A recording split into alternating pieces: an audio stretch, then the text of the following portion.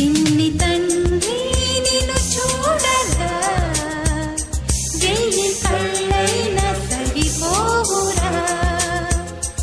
అన్ని కళ్ళు చూస్తుండగా నీకు దిష్టంత తగిలే